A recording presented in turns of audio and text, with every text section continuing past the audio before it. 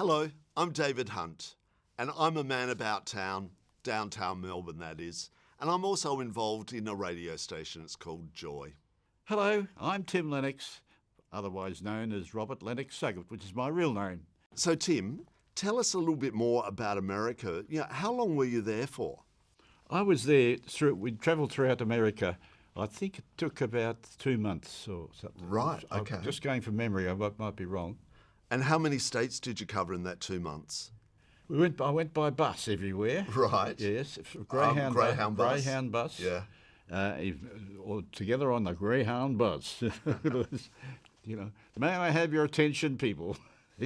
Anyway, yes, I arrived in San Francisco, went down through Los Angeles and through the Arizona, and went to all the bottom states, zigzagged around there and up the East Coast, and then across into Canada briefly, and then back through New England states back to New York.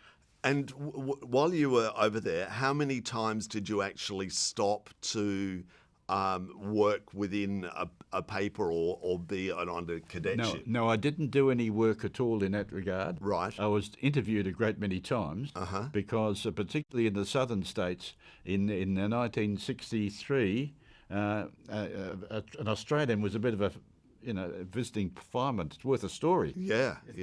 And well, a lot of them didn't even know that we spoke English. Oh, yes, that's back right. in that era, yeah. And then there's a story, I wasn't on my trip, that in the middle of the night, a cross-country coach, everybody's dozing, and this lady wakes up and says, "Where are we?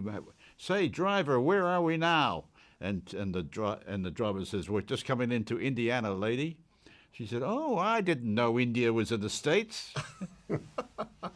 That's Americans for you. So, what was it like? You being a unique person in a country like America, they would have treated you very nicely. They were wonderful hosts. Yeah. They were wonderful hosts. But that was a time when there was a lot of trouble. 1963.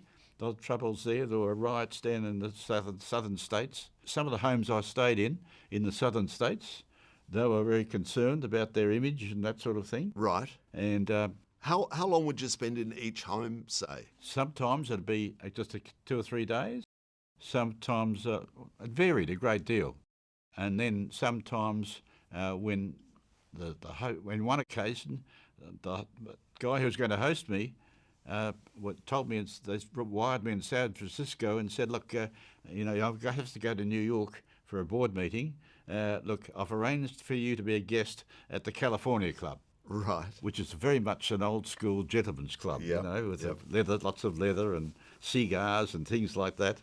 And you weren't allowed to tip. Fancy that. Okay. But you were allowed to send a gracious something or other for the Christmas party after you'd left.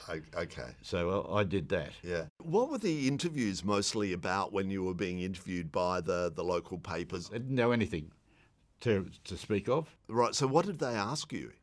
Oh, simple questions. And I was ready for some of them. I had a quote there. At that time, we could say, in 1963, I think there were 39 people, 39 sheep for every person. Now, you went to Washington? Yes, I was in Washington, D.C., Yep. and my host family, the husband happened to be president of the... he was chairman of the President's Committee on Highway Safety. And what does that mean, highway safety? I don't know. You don't know, right? Well, that's what it says, I think. Anyway, because he had ins to the things, he arranged he arranged with the Secret Service to get me into the White House. Really? Yes, and so with one other guy, he was a Harkness Foundation scholarship winner, and he and I were the two guys, and we were taken in and showed all around the White House, and finished up in the Oval Office. Oh my God, that's huge. Yeah. What was it like? Because we know the Oval Office a lot more now. Yeah. Back then we didn't sort of really know what it was all about. So what was the feeling like walking into? It was amazing how casual it was, because there was somebody outside at a typewriter. Yep. out the front before I went in. So I said, anybody in? And they said, no, you can go in. That was just how casual it was. Yeah, well, now they'd be frisking you and... Oh, well, no, I would have been security cleared a long time. But I had to be security cleared on 2 occasions, but once with the FBI for the factory was building the F-111 fighter. Right, yeah. And it's been shown around there. So I went to a party with all the writers. I was invited to a party by all the writers, the technical writers, for this company. But there were 400 of them. Their job was to write the how-to book, the instruction book for the F-111. Oh my God, that's hysterical. The service. Now, who was the president of the United States? Oh, that was President Kennedy. He was J.F. Kennedy. Yep. And I was there just a few months later, before his assassination. The day I was there, he was down in Florida, I think it was. Where were you when you found out about Kennedy being assassinated? I was in London. Right. And I was in the London office of the Melbourne Herald. With a whole group of journos. We're having a party. Yeah. To farewell the head of the bureau, who was going back to Melbourne. You came that close to meeting Kennedy. You were in his office. Yes. What about in England? Was there any moment where you were close to a prime minister? Oh yes. Well, not close to it in the fact that I saw him, watched him. Yep. But I was trying out my camera here. Yep. And just using some leftover film, so to speak, and I took some a whole lot of pictures around London, Trafalgar Square and a parade. I think I've got the band, beautiful shots of the military.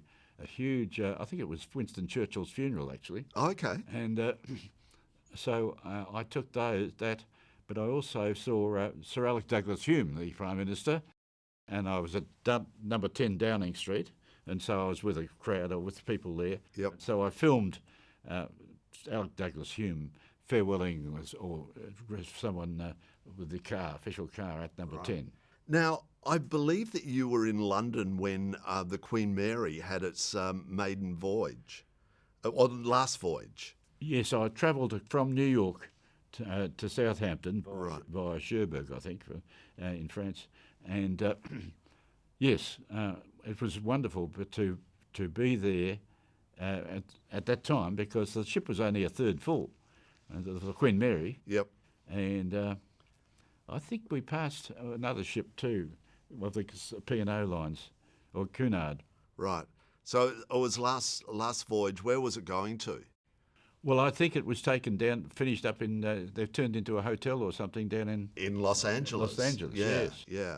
I've actually had dinner on it. Oh, good on you. And so cocktails. It was on the water when I did it. No, well, it's on the water where I saw it too, but in a dock though. A beautiful ship, isn't it? Oh yes. Like the ballroom is spectacular. Yeah. So the very special things you've done, haven't you? Yes, it's just coincidence and all these things, but I've been on the edge of a lot of things. Yeah. All that travel and you would have come back to Australia, a bit of a celebrity as well by the time you got back to... No? Had one day at the English-speaking Union, just talking about the trip. Yep. But the feedback I got... Well, that's what I was going to ask. What was that? The feedback was back to my parents. My mother received letters and so on from people. Yeah. From some of the people with whom I'd been a guest. Yeah. For whom I'd been a guest. And you were a good boy. I bet Yes. they all said, "Oh, he was a good boy." Yes, that's right. I was just embarrassed by that. But No, why be embarrassed? That's wonderful. Tim Lennox, again, thank you so much for coming in today and telling us some of the most wonderful stories about your trips. I only wish I'd done that when I was your age. Thank you so much. very welcome.